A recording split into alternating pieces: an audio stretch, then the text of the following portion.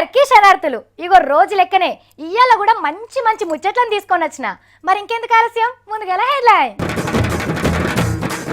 దవాఖాన్లకు urgent ఆపరేషన్లు, రోగాలు లేని తెలంగాణకు తన్లాట. చుట్టుముట్టోళ్లతోని తాపకో పంచాది, పరేషాన్ అవుతున్న పక్క రాష్ట్రం సీఎం. కంప్యూటర్లు ఉప్పు నిరపకాయ అమ్ముడు, అమెజాన్ కంపెనీల చక్కటి ఉపాయం. మహా రైతు శ్రీ శ్రీ శ్రీ శ్రీ బిత్తిరి సత్తి. అరే నా కర్రగుర్రం ఎక్కడ పోయినరా? నేను హౌసులో అయినా తాన చేపించుకున్న ఉంగరాలు ఎక్కడ పోయినాయి? అరే గాంధీ దవాఖాన్ల డాక్టర్లు లేక రోగాలు వచ్చిన వాళ్ళు తిప్పలు పడుతున్నారు. ఉస్మానియాల జ్వరం వచ్చిన వాళ్ళు పండుకునేందుకు జాగలేక రోడ్ల మీద వండుకుంటున్నారు. అటు నీలోఫర్ దవాఖాన్ల మందు గోళీ లేక చిన్న పోరగాన్ల ఆవు సాగమైతున్నది. ఇక వరంగల్ ఎంజీఎంలా పైసలు ఏందే ట్రీట్మెంట్ చేయరు. ఇగో గీసొంటి వార్తలు ఇంకొన్నొద్దు లాగితే మనకు అస్సలు ఇన్పియ్యి కనిపియ్యి. ఎందుకో చూడండి. ఇక మన తెలంగాణలో ఉన్న అన్ని సర్కారు దవాఖాన్లను ప్రైవేట్ వాళ్ళ దవాఖాన్ల కంటే అవ్వలు దర్జా చేయబోతున్నది సర్కారు. ఇగో ఈ ముచ్చట మీదనే సీఎం కేసీఆర్ సారు దవాఖాన్ల మీద పెద్దీర్కాలు చేసే పెద్ద పెద్ద సార్లు అందరిని పిలిచి మీటింగ్ పెట్టిండు.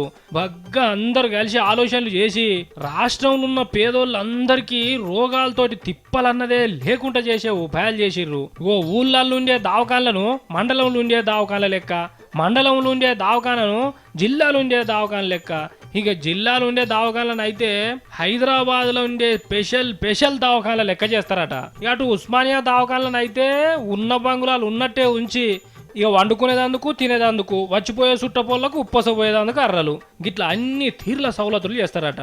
మరి అన్ని సర్కారు చేసినా ఎవరన్నా నర్సులో డాక్టర్లో చల్లగా కుర్చీల కాళ్ళు నెరదాన్ని పంటిరా, ఇగో గిట్లా ఫోన్ కొడితే చాలు గట్ల నౌకర్లకు వెళ్ళి పీకేస్తానని చెప్పిండు కేసీఆర్ సారు. మరి సారు పట్ట అంటే పట్టే. మరి గానాడు మంత్రి కుర్చీలకి వెళ్ళి కొడుకాసోంటి రాజయ్య సార్ నువ్వు పీకేసినాడే చెప్పే దావకాన్ల దుమ్ము దులుపుతానని. ఇగో ఇప్పుడు గట్టనే చేస్తున్నాడు.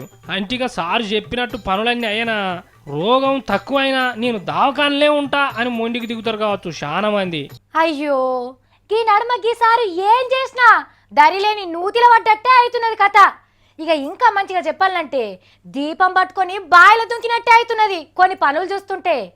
దొంగ చీకటి ఒక్కటై దోస్తులు లెక్క కలిసి వచ్చినట్టు సార్కు కష్టాలు తలకాయ నొప్పులు కలిసేస్తున్నాయి. పాపం సార్ ఎట్లోరుసుకుంటున్నాడో ఏందో. పాపం చంద్రాల్ సారు తాడును పట్టుకున్న పామై కరుస్తున్నది. తమిళనాడోళ్లతోటి లేందో పంచాది మెడల పడ్డట్టు అయింది. ఈడ తిరుపతి గుట్టలల్లా ఎర్ర దొంగలను కాల్చి చంపితే ఆడ వాళ్ళను అమర వీరులను చేసి పబ్బతి పడుతున్నారు. మీదికెళ్ళి చచ్చిపోయిన వాళ్ళ పేరు మీద 3 లక్షల రూపాయలు కూడా ఇస్తున్నది అక్కడ సర్కారు. ఇక ఆంధ్ర అనే బోర్డు కనబడితే చాలు బస్సులు బ్యాంకులు కార్లు గీర్లు ఏది కనబడితే దాన్ని ఉతికారేస్తున్నది తమిళ పబ్లిక్. ఇదివరకే నీళ్ల కాడ కరెంట్ కాడ చంద్రాల్ సారోళ్లకు మనకు మస్తుగా లొల్లి నడుస్తున్నది. పోలవరం కట్టొద్దని ఒడిశా రాష్ట్ర పోలు కూడా సార్ మీద గట్లనే గరంగా ఉన్నారు. గిప్పుడిగా కింది బాజున్న తమిళోళ్లతోని కూడా గిట్లనే ఉన్నది. చుట్టుముట్టోళ్లతోని గిట్లా పంచాయతీలు పుట్టించుకుంటూ పోతే ఆపత్కో సంపత్కో ఆంధ్రులను ఆదుకునేటోళ్ళు ఎవరు చెప్పుండ్రి. కానీ గిసోంటి కష్టాలు పాలోళ్లకు పగోళ్లకు ఎవ్వరికి రావద్దుల్లా. ఇగో కూరగాయల ధరలు పెరిగితే ఇంత చింతపండు విసికి పచ్చి పులుసుని తింటాం. పెట్రోల్ రేట్లు పెంచితే బండి ఇంట్లోనే పెట్టి బస్ మీద తిరుగుతాం. ఇక మరి బీరు బరాండి ధరలు ఎక్కువైతే మందు తక్కువ తాగుతారు. కానీ గీటి రేట్లు పెంచితే ఎట్లా సార్లు? పేదోళ్ళు బతుకుడు మీకు ఇష్టం లేదా సార్లు? అయినా గింత మంచి గ్రం ఎట్లా దోషిందయ్యా మీకు?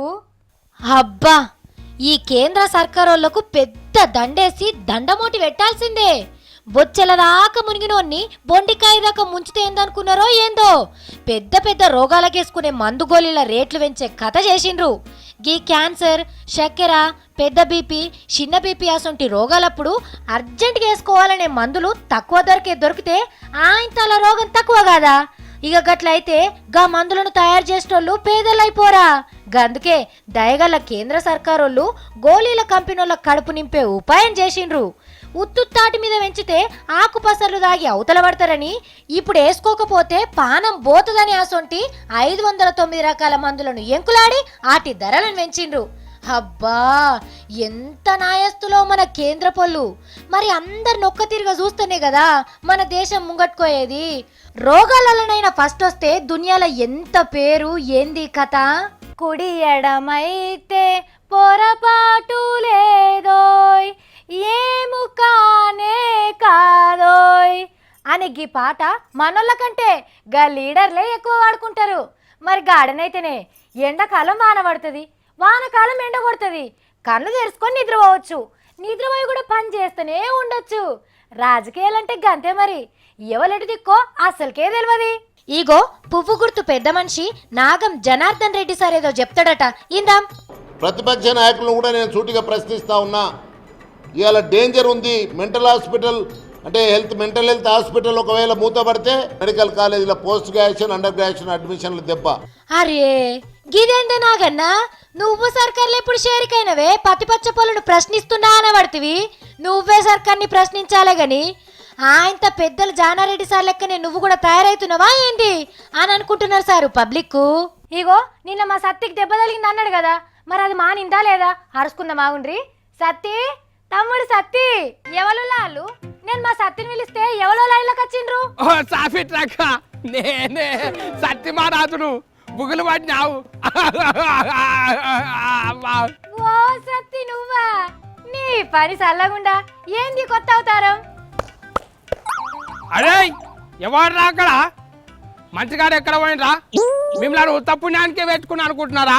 అయ్యా మైసూర్ మహారాజా, జర గిడిదిక్కు అక్కకెలుసున్నాయనా. సాఫీ ట్రక్క, నీకు మాట్లాడనీకే చక్రాల వర్తి పర్మిషన్ ఇచ్చిండు. చెప్పు ఏం కావాలను? ఓ స్నేహాలు, ఓ సత్తి తమ్ముడా, నాటకమే పోతున్నావా ఎన్నైనా? ఓ బిట్టడి సాఫీ ట్రక్క, మీ తమ్ముడు రాజు అయ్యిండు, చక్రాల వర్తి అయ్యిండు. అమ్మో కింద అంటుంది. ఏంది నువ్వు రాజు అయినవా, చక్రవర్తి అయినవా? అరే నా కర్రగుడం ఎక్కడ పోయిందిరా? మళ్ళీ అవసరమైన తాను చేయించుకున్న బంగారు కిరీటం ఎక్కడ పోయింది? అది ఇనుప సామాను కూడా అమ్ముకున్నారా? ఈ రాజు అంటే ఎవరికి బుగులు లేకుండా పోయింది. ఏమైంది సత్తి నీకు? అంత ఎట్లెట్లనో చేస్తున్నావేంది నువ్వు? సాఫీ ట్రక్క, మా ఊళ్ళో మా నాయనకు 10 ఎకరాల భూమి ఉన్నది. మళ్ళీ మేము ముగ్గురం అన్నదమ్ములము కదా, పంచుకుంటే నెత్తికి 3 ఎకరాలు వస్తుంది. 3 ఏళ్ళ సంది వ్యవసాయం చేస్తుంటే రూపాయి కూడా వస్తలేదంట అని నేను హైదరాబాద్కి వస్తే నన్ను ఇప్పుడు రాజుని చేసిండ్రు. నిన్ను రాజుని చేసిండ్రా? ఎవల మహానుభావులు? బావులకి అనకు సాఫీ ట్రక్క, నిన్న మీటింగ్ పెట్టి మోడీ సార్ చెప్పలేడా భూమి ఉన్న అందరు రాజులే అంట అని? అందుకే నేను కూడా రాజును అయినా. ఏంది సార్ మాటలు పట్టుకొని నువ్వు రాజు అయినవు అనుకుంటున్నావా? అవును సాఫీ ట్రక్క, మోడీ సారు నాకు రాజ్యం ఎక్కడ దిక్కిస్తాడు? తూర్పు దిక్కిస్తాడా, దక్షిణం దిక్కిస్తాడా, ఉత్తరం దిక్కిస్తాడా, పడమటి దిక్కిస్తాడా? మళ్ళీ నేను పరిపాలించాలి కదా. ఆయన మాటలు నమ్ముకుంటే ఇక ఉన్నది నమ్ముకున్నట్టే. ఎందుకక్క గట్లా అంటున్నావు? ఆయన మాటలు నమ్మితే ఆగమైతామా? ఏహే నీకు తెలియదు, మోడీ సార్ ఓట్లకు ముందు ఏమన్నాడో నీకెరికేనా? నా తోడు సత్యంగా ఏమన్నాడో నాకు తెలియదు. బ్యాంకుల్లో ఖాతాలు తెరిచి తయారుగుండ్రి, నల్ల పైసలు పట్టుకొచ్చి ఒక్కొక్కరికి ఖాతాలల్లా 15 లక్షల రూపాయలు వేస్తా అన్నాడు. గా మాటకు పెయి మీద నిండా బట్టలు వేసుకొని రామ్దేవ్ బాబా కూడా గవాయి ఉన్నాడు. గట్లన్నారా? అక్క నేను హైదరాబాద్లో ఉండా, ఈ ఊరికి పోయి బొడ్రాయి కాడ కూర్చొని మొత్తం రాజ్యాన్ని పరిపాలిస్తా. అరే నీకు చెప్తా అంటే అర్థం అయితలేదా?